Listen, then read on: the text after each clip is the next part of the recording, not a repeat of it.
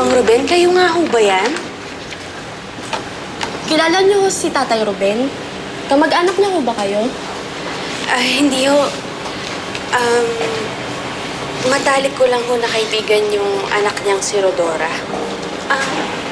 Anong sakit niya? Bakit ho siya nandito? Halika po kayo, sulod po kayo sa akin. Bakit ho? Dinala ko kasi siya dito nung kinakasama niya noong isang linggo para magpatingin. Pero nung nalaman ho nung babae na malubhan ng cancer niya sa atay, hindi na ulit bumalik. Nakakaawa nga ho'y matanda eh.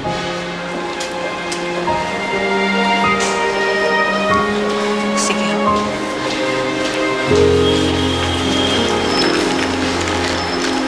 Mang Ruben, naaalala niyo pa ho ba ako? Ako si Perlita, yung matalik na kaibigan ni Rodora. Perlita? Ako nga ho. Kasama ba si Rodora? Nasaan ang anak ko?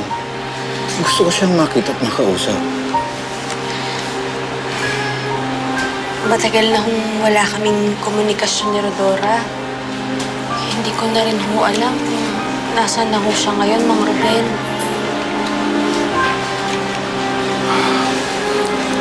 Perlita, tulungan mo sana ako mahanap ang anak ko. Matagal ko nang gustong humingi ng tawad sa kanya. Alam kong maiksi na lang ang buhay ko. Kaya gusto ko sana magkaayos na kami rin ni Rodora bago man lang ako pumanaw.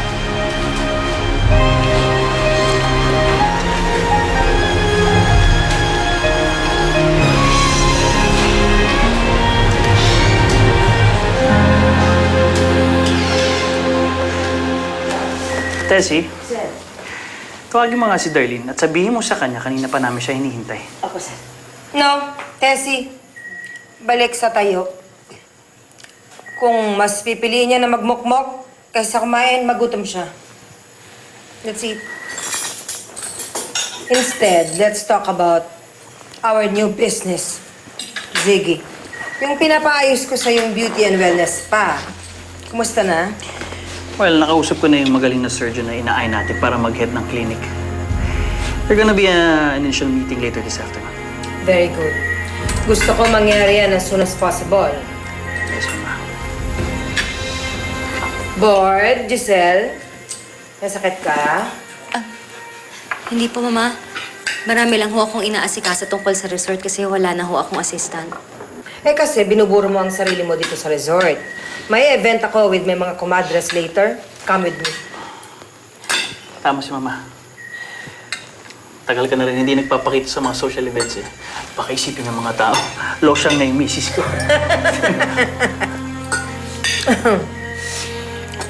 Sige ha, Mama, sasama. Good. Mara, hawakan mo lang.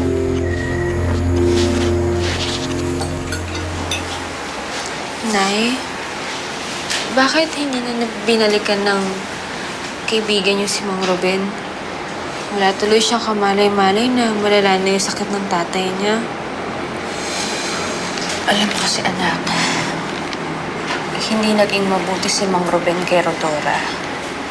Nagtanim ng galit ang kaibigan ko. Nay, hindi ako gagaya sa kaibigan niyo. Kahit na magkatampuhan tayo, hindi ko kayo iiwan. Promise.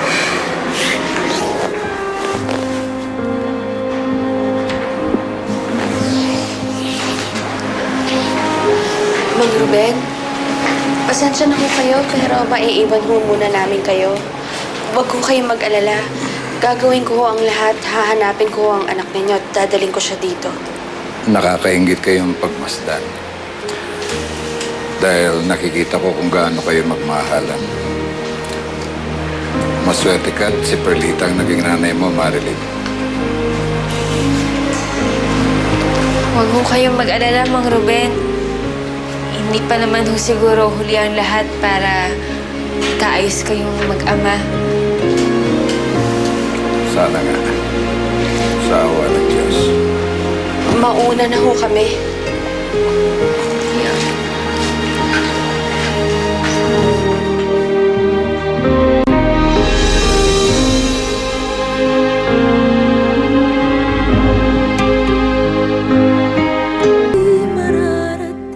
I'm getting bored. Magkukulong na lang ba talaga tayo dito sa kwarto mo, Darlene? Ay, nako. Ano ba? Buti sana ko ina-entertain mo ko, diba? Kaso kanina pa ako dakdak ng dakdak dito, parang nakikipag-usap lang naman ako sa hangin. Allison, I really appreciate that you're here and you're trying to cheer me up, pero sorry, wala ako sa mood. Dahil pa rin ba to dun sa nangyari sa inyo ng nanay nung Marilyn na yun? Ayoko naman kasi madamay si Perlita sa gulo namin ni Marilyn. Kung alam ko lang naman na magagalit siya sa akin dahil sa ginawa ko, edi sana hindi na lang natin tinuloy yung plano natin. Stop saying that. Tama yung ginawa natin kay Marilyn. Dahil isa siyang traidor na kaibigan. Tsaka bakit ba affected much ka dyan sa feelings ng nanay niya? Bothered much? Seriously, dati niyo lang siyang yaya. Higit pa dun yung tingin ko kay Perlita. You know, she's the only person who ever made me feel loved. Tinuring niya na rin ako parang isang anak. Para na rin siyang naging nanay ko. Tapos ngayon, the only person who's like that to me, ay galit na rin sa akin. Nakasakit kaya nun?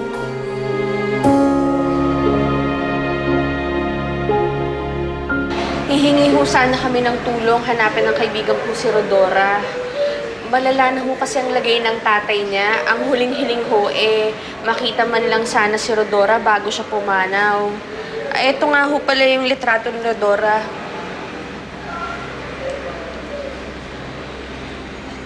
Mawalang galang ho, bossing. May problema ho ba? Ba't ho kayo natatawa? Sino ba naman hindi matatawa sa itsura ng hinahanap nyo? Parang panakot sa daga ang picture. Sobra naman pala kayo ano kung pangit ang kaibigan ng nanay ko? Ibig sabihin ba nun, bawal na siyang hanapin? Miss, huwag kayo magtaray. Baka nakakalimutan nyo, kayo ang humihingi ng tulong. Kasi naman... Pasensya na ho kayo sa anak ko. Aasahan ho namin ang tulong nyo. Salamat ho.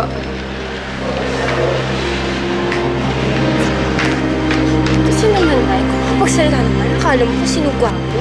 Hayaan mo na, anak. Ang importante, hanapin nila si Rodora ngayon. Halika na. Hey, Perlita! Marilyn? Harry.